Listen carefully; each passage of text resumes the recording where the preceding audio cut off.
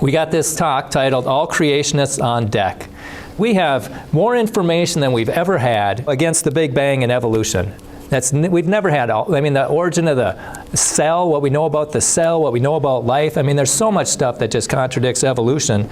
And then we have more access to it than we've ever had before. It's just a click away. If you don't know something, it's because you haven't clicked on it. And what I encourage people, you got that handout, start clicking on those websites, start sharing them with your nieces, your nephews, your kids, anybody, and then start getting equipped. So then you can stand up to this godless indoctrination that's permeates our society. And there's the YouTube channels, and there's one of them they're really good. Basically, we need to understand what the battle is. You either believe in blind chance, that's the Big Bang and evolution, we just got here by chance, and I just call them blind chancers for short, blind chance, or it's creation. We either created or we weren't. It was blind chance or a creator, and this is their timeline. 13 billion years ago, they violate the first law of thermodynamics by getting matter from nothing, and then it organizes itself into this beautiful environment, which violates the second law, and then life pops on the scene, which violates the law of biogenesis, and then that single living cell turns into everything that's ever lived. Plus, we get consciousness from matter, ideas from the immaterial. They call that Einstein's gulf. He said that's a gulf that's unbridgeable. And so there's a lot of things they break laws of physics on. And then the contrary to that is the creation timeline. It's just thousands. There it is. It's pretty small compared to billions. So we will expand it a little bit. So roughly 6,000 years ago, God made everything in 6 days, and he rested. And 4,400 years ago, there's a worldwide flood. And that's where we get our fossils and layers of sediment. And then Jesus came 2,000 years ago. And then here we are today. And people jump on the scene at the end of the blind chance timeline, and they bounce on the scene at the beginning of the creation timeline. And people ask me, well, which one do you believe? And I said, I just agree with Jesus. He was a young earth creationist. Yeah, he said, but from the beginning of the creation, God made them male and female. The beginning. See, of the creation. So he's a creationist. And he's young earth because Adam and Eve are right at the beginning. Anybody who believes in theistic evolution must be calling Jesus a liar because the people came at the end. And Jesus is supposed to be our example. And if we're not following the example of Jesus, we should really reconsider our position. Because the creation timeline is logical and factual. A building had a builder, a painting had a painter, a creation had a creator. It's all logical. And we have a finely tuned universe just the way God made it. We have comets that can't last millions of years. We have a magnetic field that can't last millions of years, and spiral galaxies that can't last millions of years. And so we don't have to make any rescuing devices like the evolutionists do. We've got an expanding universe and at an accelerating rate. They can't explain that one. We got genes in unrelated animals. Like I was telling Pastor John, the genes for echolocation in a whale are the same as the echolocation genes in a bat. It's like, where's their common ancestor? They can't. They call it convergent. These two miraculously sophisticated things come together twice. Once is incredible enough, but twice. And then we find dinosaur blood and vessels and nerves. And they can't last millions of years. And carbon-14 and fossils and coal and diamonds can't last millions of years. So all that stuff fits. Just have a perspective of thousands instead of millions, and you don't have to break any laws of physics. You don't have to break any, you don't have to make any rescuing devices. And also accurate predictions, thanks to the Hydroplate. Russell Humphreys, and you'll see this on your cheat sheet, he accurately predicted the magnetic fields of Uranus and Neptune before they knew what they were, based on a 6,000-year model. So astronomy points to 6,000. And that was one of the things that the science teacher asked me, well, what points to 6,000? And I started listing them off, and he stopped me. I only got one or two out. The diffusion rate. He also accurately predicted the diffusion rate of helium from zircons, which doesn't mean anything to anybody. But it just points that 6,000 is right. And then the billions of years was wrong. The mutation rates point to 6,000. Rounded boulders and comets, that was predicted. Salt on Mars, that was predicted. And we had, they were saying that you had appendices and tonsils. Those were vestigial. They don't do anything. They started taking them out like crazy. And now we find out that they have a function. And they said the same thing with the junk DNA. Creationists are saying it's not junk. There's a function. We'll find it. And guess what? We were right again. All right. And so that's our timeline. Let's take a look at the blind chance timeline. It's based on imagination and fraud. And it's illogical. A building had a builder, a painting had a painter, but you didn't have a designer? A creation didn't have a designer? You know, George Washington on Mount Rushmore had to be created, but George Washington himself wasn't. So it's inconsistent. And they have to have a multiverse to explain our finely tuned universe. You take one of those factors, one of these cosmological factors, just to tweak it just a little bit, we don't have a universe. And so how did that happen? Well, it's, you know, if there's an infinite number of universes, well, now it can happen because we live in the perfect one. And there's no evidence for that. We have comets still, can't last millions of years. So they imagine an Oort cloud where they come from, but haven't observed it. We still have a magnetic field, and it should have been gone. So they imagine a dynamo, and there's a lot of holes with that one, especially with Uranus. And then we've got, they have to imagine dark matter for the spiral galaxies. They have to imagine dark energy for the expanding universe at an accelerating rate. And dark matter and dark energy are supposed to be 96% of the universe, and they can't observe any of it. And it's like, if you can't explain 96% of the universe, let's check this on the scrap heap of history where it belongs. Let's start looking at that hydroplate. And then they have unknown, they don't even know how soft tissue lasts millions of years, but they have faith, they imagine that it's going to be found, that they'll find out. So they don't even have a rescuing device, they just have a lot of faith that they're going to find it. And then let's see, the blunders. This is what evolution can lead to, and we'll end on this, on why to get motivated. You know, they had the superior race, you know, which is basically the survival of the fittest, and that also implies the destruction of the unfit. And that's what they did in America, you know, with eugenics. And let's see, they were wrong about vestigial organs, they're wrong about DNA, and they were wrong about their DART mission, and a lot of NASA stuff is wrong because they got the wrong perspective of the past. And it's based on frauds. Haeckel's drawings, Piltdown Man, Nebraska Man, Orsi Man, Homo habilis, those were all frauds. They were, and Dr. Carl Werner, I've got a book out in my car, he says he's found 150 cases of fraud in human evolution. 150. And he spent 27 years going around the world talking to scientists, photographing their fossils, and he only got his hands on about 10% of the ones he wanted. And he says, I don't use the word fraud lightly. You know, looking at a tooth and calling it an ape man tooth when it's a pig tooth, he says that's not fraud. That's a mistake. I would call it incompetence. But what he says is fraud is when they lied about when they found it. They said they found it the year before when it was actually 5 years before. And they also withheld the pig jaw from the public view. So there's 2 cases of fraud with Nebraska Man. And it goes on. And if you take my YouTube, you take one of these cards, and I hand these out at museums sometimes, and we'll talk about that. Creation Science 104, if you want to see the frauds. And he also falsified evolution twice. So it should have fallen apart long ago. But they got this unknown dinosaur soft tissue preservation. And the science teacher that I was debating, he said, well, it's just the stuff, it's remnants of it in the stone. That's all it is. It's like, no, it's not. The laws of chemistry and biology and everything else that we know say that it should be gone. It should be degraded completely. And when I poked into it, it was spongy. It was flexible and soft tissue. Flexible tissue from a 68-million-year-old dinosaur? Blood vessels. There they are. Transparent, hollow, pliable, flexible, branching blood vessels that contain small, round, red microstructures floating in the vessels. I said, this is not possible. Do it again.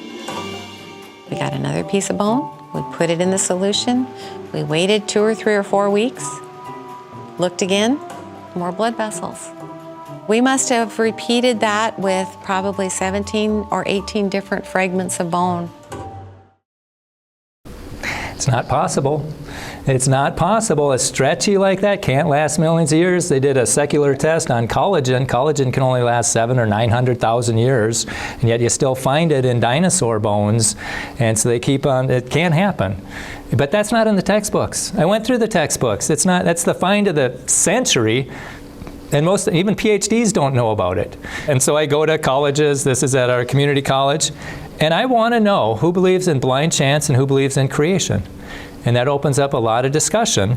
And at the community college, the creation people won by a landslide. Wow. Yeah. So in spite of all those decades and trillions of dollars that they've had pushing this indoctrination, people aren't buying it. And I think we need to rise up. They did a Gallup poll, last year's Gallup poll. It actually showed, and this has been this case since they started in the 80s. You know, the people who believe, the percent of Americans that believe that God made man in his present form less than 10,000 years ago has been about 40% all these decades. And then at the bottom, it started out at like 10%, and now it's up to 25% for just atheistic evolution. And then like 20 or 30%, that's going to be theistic evolution. So they're taking the majority's tax money to teach a minority's view, and we need to stop that. We need to stop this trend. And oh, and then the thing, when I was preparing for that debate with the science teacher, I had these videos, long story short. These are really, they take a complex topic and they make it understandable. And this is just, I'll just give you a sample of it. I think your kids or nieces or nephews would enjoy it. Floating around inside of the cell of all living things are machines that spot errors and label bad molecules, demolition machines, and recycling machines, among others. Fun fact, 1 in 20 machines in your body are actually for destroying the other 19.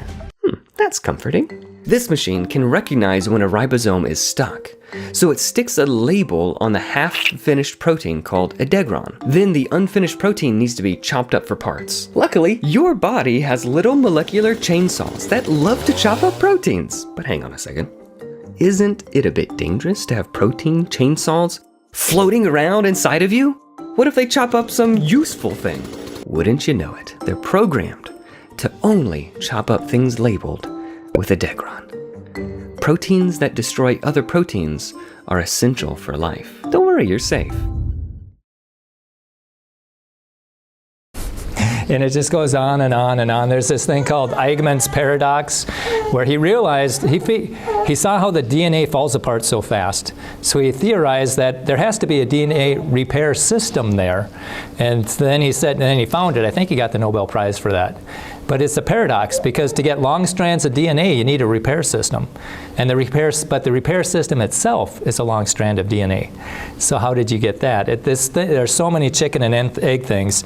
And I went through our St. Cloud textbooks. They're copyright 2024. I went through them last summer, and I found a whole bunch of errors. And this is I'll go through just a couple of them, but there's, I think it's CS 108, Creation Science 108. That's where we go through all the errors in the textbook. And I showed it to the curriculum director, and she said, well, we're just teaching the state standards. And then I said, well, what standard says we're 1.6% different from chimpanzees? And she didn't respond, but the superintendent responded and said that we've contacted a law firm in our response. It's like, what? Why don't you just contact the publisher? Find out why this false information is in there, or at least have them justify it. But they supposedly contacted a law firm, and so I went to the school board meeting, and I asked them to contact it. And they kicked it to the superintendent. She apparently said that the curriculum director is working on it with me. And it's like, well, if that's the case, I won't have to be here. So I went back 6 times. Yeah, if anybody wants to be a school board member in St. Cloud, your campaign could be, I want accurate textbooks. You know, that should be a pretty easy one. Oh, and by the way, we got Superintendent of the Year. We did. Yeah, you'd think we'd have great test scores, right? No. No, only 1 in 4 students can do math or science at the state standard in St. Cloud. Only 1 in 3 can read at that level. Their bad score is getting worse, and yet they gave our superintendent the Superintendent of the Year award. It shows me that whole education department does not value education. And so we need to put a change to that. But this 1.6% different from chimpanzees, I asked the science teacher, I said, hey, which genome is bigger, the chimp or the humans? And he didn't know. And it's like, well, the chimps is bigger. We got 3.1 billion base pairs. They got 3.3 billion base pairs, which is a 6% difference. How can something that's 6% different be 1% the same? You know, 1%. But this is how they got that 1% difference. And this is not a creation website. This is an evolution website. If a genetic paragraph, thousands of letters long, appears twice in a human scroll, but only once in its chimp counterpart, should that second human copy count as thousands of changes, or just one? And what about identical paragraphs that appear in both genomes, but in different places, or in reverse order, or broken up into pieces? Rather than monkey around with these difficult questions, the researchers simply excluded all the large mismatched sections, a whopping 1.3 billion letters in all, and performed a letter-by-letter comparison on the remaining 2.4 billion, which turned out to be 98.77% identical. So, yes, we share 99% of our DNA with chimps if we ignore 18% of their genome and 25% of ours. We may not actually be 99% chimp, but we are 100% great ape, and at least a little bananas. So that's how they got 1%. They got rid of 18% of theirs and 25% of ours, and look at that, we're 1% difference. Well, yeah, I suppose they did the same thing with Lucy's hip. They cut it and twisted it to make it a chimp to a human. It looks a lot like ours, well, I hope so. You know, and so they cooked the books, they cooked the fossils, and it's just stunning that it's happening. It also tells the kids that chemicals bouncing together for millions of years can lead to living organisms. No, it can't. And I don't have time to go into all this stuff, but I brought, there's a 1-minute videos, you'll see them on your thing. It's Creation Ministries International, the shorts. It's 1-minute videos. And the guys, and this PhD chemist explains how life cannot begin in water, because water breaks apart the molecules faster than they get put together. So water cannot begin or life cannot begin in water. And I asked the school board, hey, what's your curriculum degree? I mean, the curriculum director, what's her degree? What's the chemistry's or the science teacher? What are their degrees? Do they understand what this PhD is saying? And so who knows if they ever got found out about that. And then they also say, scientists haven't been able to come up with a working hypothesis as to why our retinas are set up backwards, which is false. You go into the Smithsonian or PubMed and you realize there's cells in front act like fiber optics. And it's very good at optimizing the lights, so this is false. And I couldn't believe this one. These are Haeckel's drawings. And they're real similar to what Haeckel drew, right? And he drew them in the 1870s, trying to get some evidence for evolution. Nobody had a microscope. See, it doesn't matter if you're on the right side, you're a bird, a bunny, or a person. The embryos on the left are all the same. And that was a lie, or that was false. That's what they actually look like in the middle there.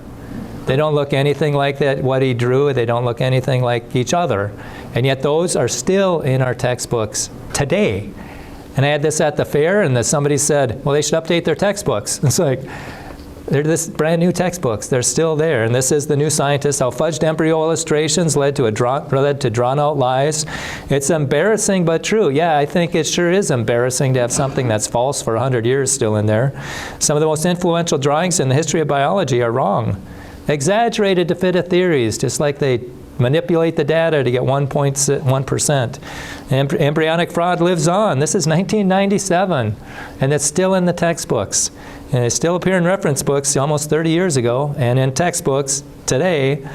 And although Haeckel confessed of drawing from memory and was convicted of fraud at the University of Vienna, the drawings persist. That's the real mystery, absolutely. Why are they still in there? So we can't trust the textbooks. Hey, can we trust the museums? Who can trust the museum? Who would doubt the museums? A couple of weeks ago, we went down to the Living Water Bible Camp Creation Conference. And I brought a college kid down there, and we stopped at this National Eagle Center. And I said to him, how many times do you think we're going to see millions of years in here? And so we go through, and we didn't see it at all, but we did see this tongue child skull. And I happened to have this book by Dr. Carl Werner in my car, so I went and I brought, and this is what it says. The tongue child skull is an example of an ancestor to humanity. Okay, so it's an ape-like ancestor, but in the book, it shows the tongue child skull on the left, or on the top, and compare it to a juvenile chimpanzee on the right. They're pretty identical to me, and so that supposed tongue child, is actually a chimpanzee. And I pointed it out to somebody at the museum. And I got some questions on this tongue child. Are you aware of this? And she said, well, you should, she was really interested, really extremely interested. And she said, man, you just can't trust anyone. And, she always wondered, what does that skull have to do with eagles? And they say, oh, it's got scratch marks. I don't see the scratch marks, And then in that book on the next page, it had, talking about his contemporaries, they rebuked him for calling it a human ancestor when it was a chimpanzee. And they knew they thought it was a chimpanzee for 20 years. And so that person in the museum said, you should talk to somebody over there. And so I went over there, and she had me call somebody, and then she took pictures of those pinks I just showed you. And then I called him, and he finally got back to me yesterday, and we had a conversation, and he said, yeah, we'll look into it, and we'll have a committee meeting to see if it should stay or not. And I asked him, well, would you let me know what your decision is? And he goes, well, I can't promise you that. We're too busy. And so I emailed him, and but he emailed me back today, and he said that he would let me know what they decide. So thank you. So at this point, and I think we need to start asking questions all the time when we see millions or billions of years. And so we can't really trust the museums or the textbooks. How about AI? Can we trust AI? This is Fred Williams. He did a talk at the Hydroplate conference in 2023, and this is one of his slides. He asks ChatGPT, is the East Pacific Ridge the only divergent zone in the Pacific? And it says no. You don't have to know what these are. It just says no, it's not. And so, and he goes on to describe the Mid-Pacific Ridge. And Fred couldn't find anything on the mid, he Googled around, he couldn't find anything. So he asked, now keep in mind, AI says that it exists. And so then Fred asks him, does the Mid-Pacific Ridge really exist? He goes, oh, I apologize. There is no widely recognized geological feature known as the Mid-Pacific Ridge. And they had just told them that there was the time before. So you cannot just trust ChatGPT or AI, and there's biases built in. And Mark Dice, I don't know if you've ever seen him on YouTube, but he's pretty good at exposing them. This was a year ago. This probably got fixed. But he asked this image. This is Gemini's image maker. He says, could you make a happy white couple? And it said, I'm not able to fulfill your request. And so he said, could you make a happy black couple? He said, sure, here it is. And then he did, could you make a successful white person? And I'm able to fulfill your request. Could you make a successful black person? Here you go. And he went over and over and over like that. And I think it was Gab's AI thing. They said, hey, thank you, Gemini, for sending us 40,000 people overnight, because there's a bias out there. And then, oh yeah, and did you guys know that the Satanists had a display in the Capitol for Easter in April? Yeah, Liz Collins posted this, and there was a little plaque that said, the Democrat Coalition of Satan Worshippers thank Governor Tim Walz for not standing in the way of spreading Satanism in the state capitol. Satan has a special place for you. Yeah. And then over Christmas, they had a bigger display there. And it had the rising phoenix. It had the upside-down pentagram. And they said, well, you just have to go fill out this form. And I don't know if that upsets you or not, but it kind of upsets me. And it's like, okay, if that's the way you want to play, I want 25 churches with their displays the rest of the year. And so if that's a church, and if you're watching online, I ask that your pastor would consider this so that we can drown out their message. Okay, and that's the Department of Administration Facilities Management. If they can do it, we can do it. If that's how they want to play, let's play that way. I think our ideas, let's have a battle of ideas. Let's do that. And let's not censor any ideas. And then I had this idea too. Could you imagine seeing this at the 4th of July? Some people carrying this banner. May God bless America as America honors God. And then have this freedom song like Jesus is the way or whatever. And then you hand out these freedom tracts. And it's like, because the problem we have is a lot of people don't know what their freedoms are. And I do this, and I'll try it here. Does anybody know what's in the First Amendment? There's only been a handful of people at all the places that I speak. We don't know what our freedoms are. So we don't know when they're being violated. And I ask Marines and Army guys and sheriffs and deputies and even elected officials, hey, what's in the First Amendment? I've yet to find anybody who's taken a vow to defend the Constitution who can tell me what's in the First Amendment. It's like, well, if you can't define it, how do you defend it? And so we need to get that. So just imagine this going through a 4th of July parade, this music's thing, and then people are on the side handing out these tracts. And you open it up and it says, hey, what freedoms are in the First Amendment? And it gives them 5 things, and it has fill in the blank. Congress shall make no law respecting the establishment of, and it goes through, and then in the middle it says, why did pilgrims come to America? Yeah, and then Did people evolve or were we created? In the Declaration of Independence, we hold these truths to be self-evident that all men are, they have to write in, created, and they were endowed by their creator, so they have to write those things in. And so it'd be a good way for people to learn. And then on the right, it has the answers. These are the freedoms that we have. It's religion, speech, press, peaceably assemble, and petition the government. And I only know that because I was at St. Cloud State and somebody called security saying I was saying stuff that they didn't like. And so the next day, my sign was, what's in the First Amendment? There's only 2 students that could do it. And I didn't even know what was in it, so I had to find out. So it's important for us to know. And then the Declaration, and then as far as the Mayflower Compact, by the grace of God, for the glory of God, and the advancement of the Christian faith, these are foundational documents for our country, and we don't know them. And I think there's a reason we don't know them. You know, a government that can get rid of God in the science class, now government's in charge. And a government that doesn't tell you what your freedoms are can take away your freedoms. And so I think we need to be aware of that. And then on the back side, it says, are you free from the bondage of sin? And I got some verses there. And then I've got, if you died today, where would you go? There's salvation verses there. And I did one, our church doesn't want to do it, so I'm working with a business. You know, would you want to have a business do this? Have some goodwill in the community. You know, build up your reputation. And that's the thing, if you have somebody in your church who wants to do something, use their God-given gifts, let them run with it. Because they're going to use their God-given gifts one way or another. It's either going to be for the church or for someone else, you know. And so let's move on. All creationists on deck. Okay, let's wind this down a little bit. We got more information against the Big Bang and evolution than ever before. More easy access to this information than ever before. We got a theory that's making accurate predictions. We've even got a PhD at the university, at the U.S. Air Force Academy, who's publicly speaking on this topic. And you can see him talk at the hydroplate.org. That's our first conference. So I'm here to call you to action. You know, someone can't do everything, but everyone can do something. If we all did a little bit. You know, those big floods in the spring, they all started with raindrops or snowflakes. You get enough of them together, or even those big branches, they snap because there's so many little things on them. So we got to get the little things to start getting a little more unified, a little more organized, and a little more informed, and that's why the cheat sheets are here. You're going to find out what points to 6,000 years. You're going to see the accurate predictions. You're going to see where the weaknesses are in the blind chance perspective. You know, you're going to see the errors in the textbooks, and you're going to see which websites you can go to debunk those errors. And I'd encourage you to check out your textbooks. You're paying for them.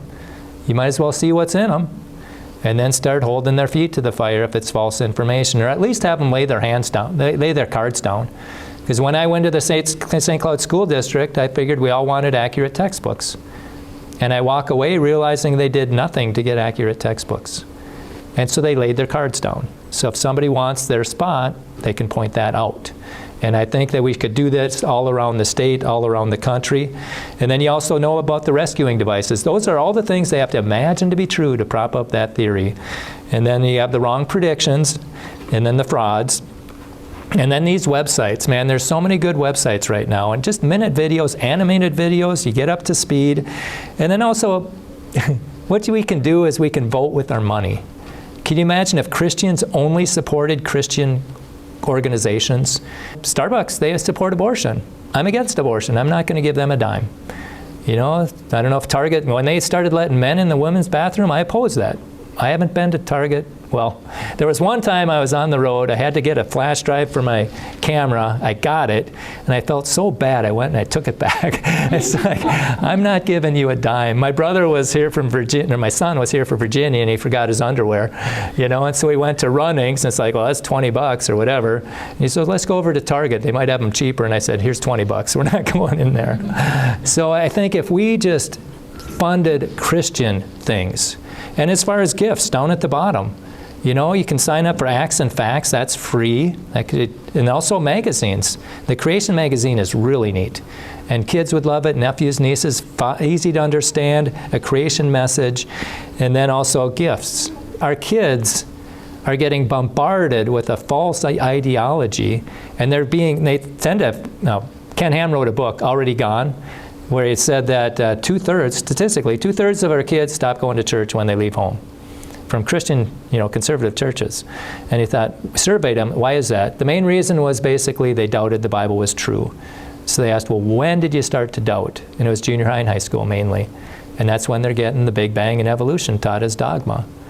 And I was at a community college one time, and a woman came up and she said that her niece or her daughter, one of the two, were going through confirmation.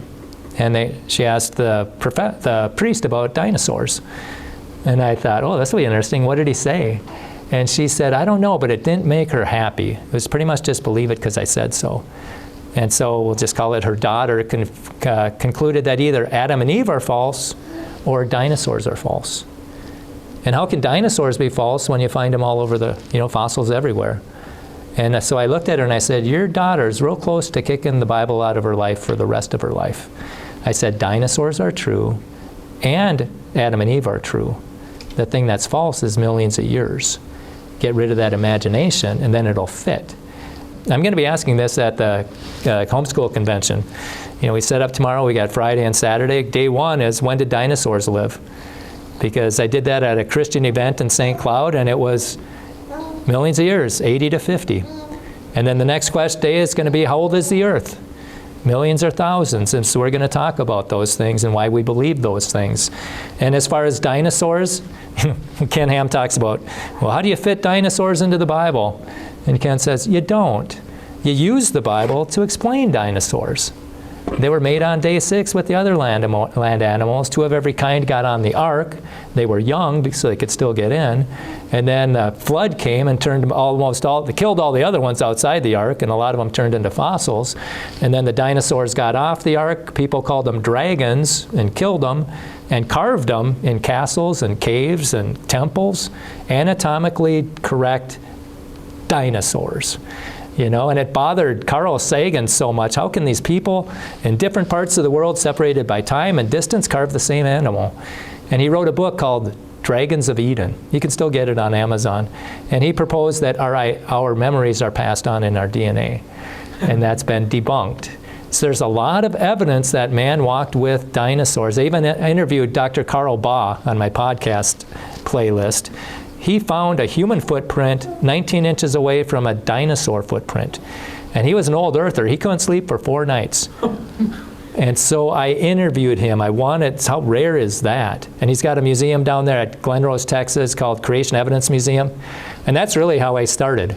I came out of there and I thought, man, why do I got to go to Texas to learn this? Why isn't this common knowledge? Why doesn't somebody do something? And apparently there were a lot of people doing something, I just hadn't heard of them. And I thought, well, perhaps I'll prepare and my chance will come. And God keeps opening doors for me. So this is the call for action. Get informed and inform others. And here's some ideas. I'm not learning this stuff from a textbook. I'm not saying this is what those people do. And I'm not even saying necessarily that you need to do what I'm doing, but these ideas. But however God's wired you, what are you passionate about? Use that passion to glorify Him.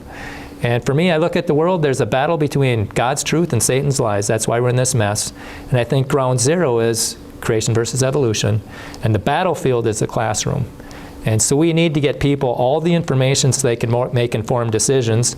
And I had a booth at the fair. This is the second favorite thing I do all year.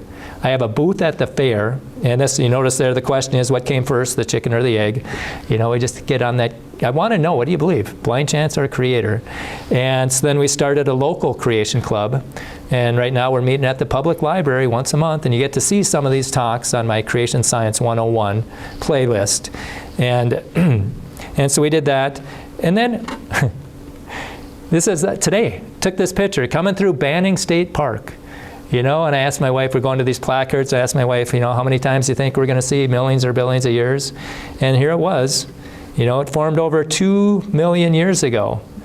And so I went back to the park place, and I had gone in there first, hey, any kayakers here, and had a good conversation with her. And then I went back in and I asked, how do you know that was 2 million years? How do you know what happened 2 million years ago? How do you know that rock's 2 million years old? And they all kind of point to their boss. And she says, well, that's what the smart people tell us. And I said, well, they're teaching it's based on a blind chance perspective. That's the Big Bang and evolution. I said, it's like this building. Do you think that got put together by blind chance? You know, and how much more absurd to think our bodies got put together by chance. And as I'm saying that, the coworker in the background's nodding her head. And I said, well, could you reconsider that? If you're going to have one belief system of the past, have another one. Or just tell us what we have. We got rocks and trees and water. Don't give us your interpretation. And I left him a couple of my cards, and then somebody had come in, and I thought they had to work with him, and it was just a delivery person. So I went back and I told them about the eagle at the Eagle Center, and so we need to start asking questions. And then this is at where was this? The Thompson Hill Travel Information Center. Anybody ever stop there up on the hill and look over there? Well, this is at the Lookout. You got 1.1 billion years. You got 20 million years. And they're not open. They're only open Thursday, Friday, Saturday, Sunday now. But they have a suggestion box, and so I wrote it out. How do you know what happened 20 million years ago? And so I wrote it out. I've got it in my email.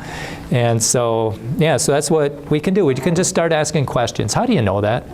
And when I talk to the kids tomorrow, and if you want, I'm speaking at Lakeview Christian School tomorrow at 8:15 and 9:15. And I've got the 4th to 8th graders. I'm going to teach them how to be God's detectives.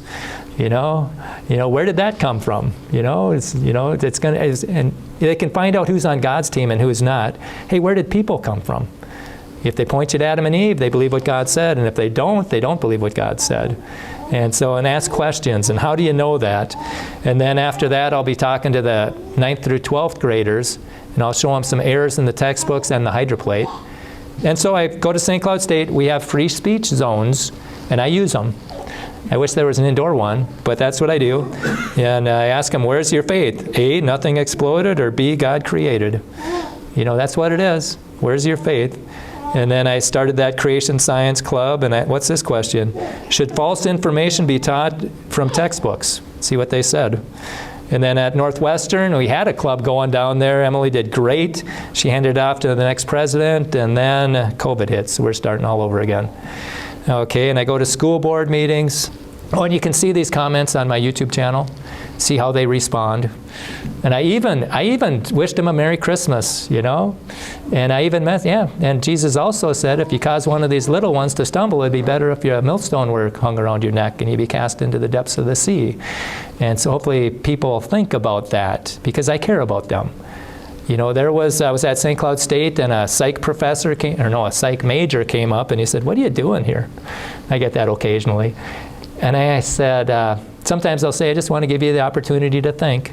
You're not getting that opportunity in class. You're only getting one perspective.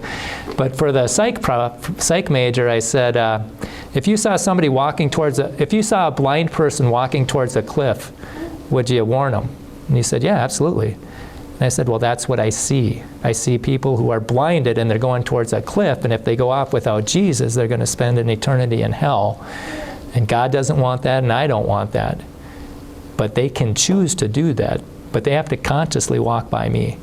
They have to consciously reject Jesus. That's why I'm here. And he didn't believe in Jesus, but that's why. And so that's what I see. And this is that Christian event that I talked to you about. When did dinosaurs live? 81 to 51. So our churches are not doing a very good job of explaining dinosaurs with the Bible. They're using man's word to interpret the Bible instead of God's word to interpret the world. And this is me at the University of Penn State in Altoona doing the same thing. How did we get here? Creation in 6 days, evolution in millions of years, intelligent design. And so it opens up some really neat conversations.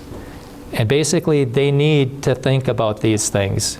And sometimes they'll say, well, I just believe in, what do they say? I believe in science, not God, or not the Bible. And I'll ask, well, what do you mean by science? Let's define the terms.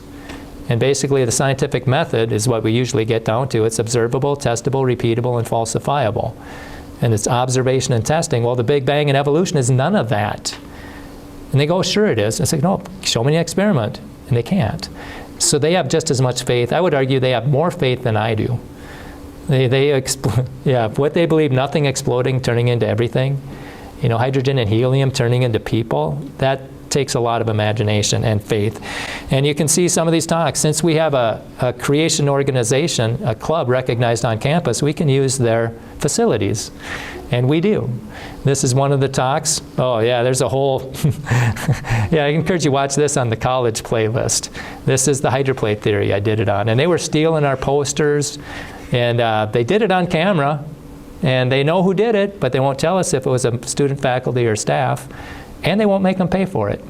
So it's very interesting, and so they thought, well, if you're going to steal it, we're going to do it again at our local club. And they were ripping up our posters. And it's like, oh. And then I got 50 of these posters. Our church, thank God, they printed 50 of these, plastered them all over campus during homecoming week, and they were ripping them down. And it's like, oh, okay. Well, we'll do it right here on campus then.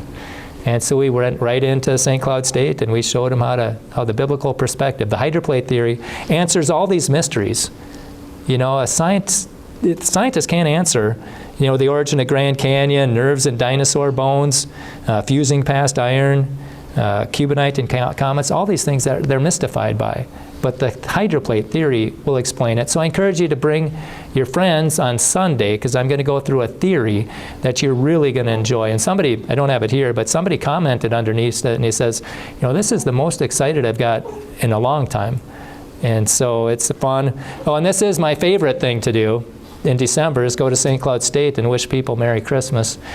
And I got the Bluetooth speaker, and I'll play them Christmas carols all day. I just love doing it. Hey, celebrating a national holiday. And that's a lot of fun. We did a creation tour at the zoo. That was a lot of fun. You guys have a zoo up here, right? Yeah, you can give a creation tour there. And a sign there, it says TCCSA, but on the back it said blind chance or creator. You know, and get people to think. This is our library. They got the neatest facilities.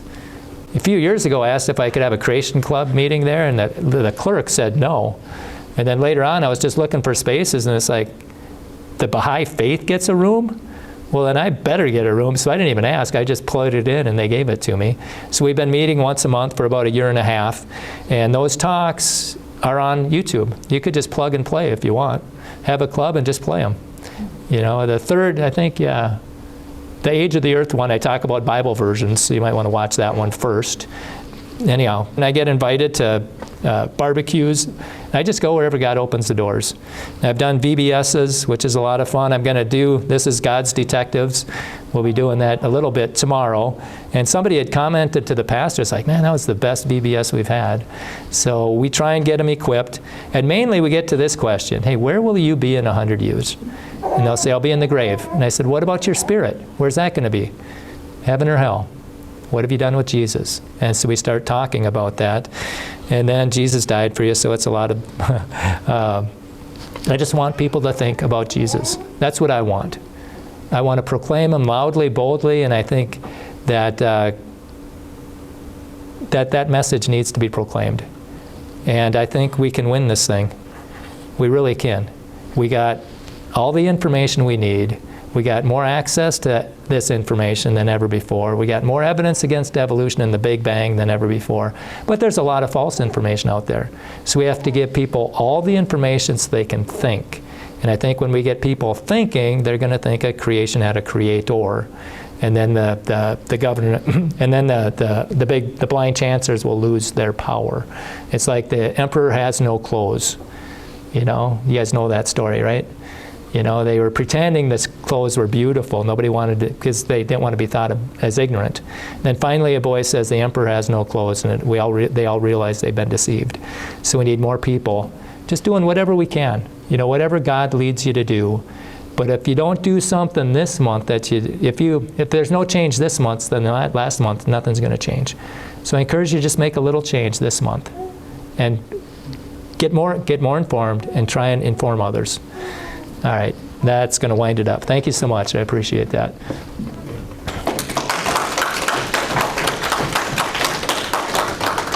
Do we have some time for some questions and answers? Yes, we got questions. Yes. So it's just me. I go wherever God opens the doors. And as long as he keeps providing, I'll keep going. And I tell you, it is the funnest ministry. It really is. The campus ministry, I have conversations with people that I'd never have conversations with anywhere else. And that's such a pivotal point in life. It depends on where their friends are. They're going to be just like their friends in 5 years, so they have to pick their friends wisely. And that's what we try to do. get them into church, and it's been fun. And it's a lot easier to keep them on the road than to pull them out of the ditch. And so we try to have a blast on the road. And it's a lot of fun, and it's really fun asking questions that they can't answer, the professors and stuff. And yes? Are you familiar with a man named Kent Hovind? Kent Hovind, yes, I am. That's actually how I got my start. My cousin Carol and her husband, they sent me a copy of Kent Hovind's The Age of the Earth 21 years ago. And we got it in the mail, and it's the VHS things. We plugged it in. And first time in my life I ever heard that fossils are sign of the flood. Layers of sedimentary rock, that's sign of a flood. And evidence is based on lies, and he showed us what the lies were. And he had a 17-hour seminar that we ordered. Yeah, it's 7 DVDs, and we watched it, and we just plug it in and eat popcorn with our kids. They're in grade school or so, and I looked at my wife, and it's like, well, I didn't learn that in school. And she goes, neither did I. And I said, I wonder what else they didn't teach me in school. And so Kent Hovind, he equipped us to look, I think then wherever I go, people ask me about Kent Hovind. And I think, he had a small army of people that were informed. And I think that saved us during COVID. I think there was people that weren't trusting, and they started asking questions, and they resisted. So I don't know, in some respect, I think that we have our freedoms. But I would just prayerfully consider starting a creation club. Open it up to and I've got a movie somewhere here for you, Pastor, and it would be a good one. And he's also got one that's Mike Snavely, Mission Imperative, The Horrors of the Flood. I like to think of it more as the evidence of the flood. He's got some amazing footage of bent rock layers going up and then straight down. Just phenomenal. And then he's also got one, Puzzle on the Plateau, where not only does he explain Grand Canyon, but he explains the Great Grand Circle, Zion and Bryce and Monument Valley and the Painted Forest. It all has to do with the same event. And once we understand that, it'll color in all the details for us, and we'll have a lot more solid worldview. So Kent Hovind connected the dots for me. I knew that the government was lying to me. But what colored in the details is when I listened to Walt Brown Week on Real Science Radio. He's the guy who developed the hydroplate theory. And then everything just fit into place, fell into place. And it's very exciting, because I'll talk to college students about it a lot, and they find it fascinating. Because I could have I almost wasn't here. I almost went to St. Louis, where all the scientists were going to be at their creation conference, to see if I could get a table and try and convince them.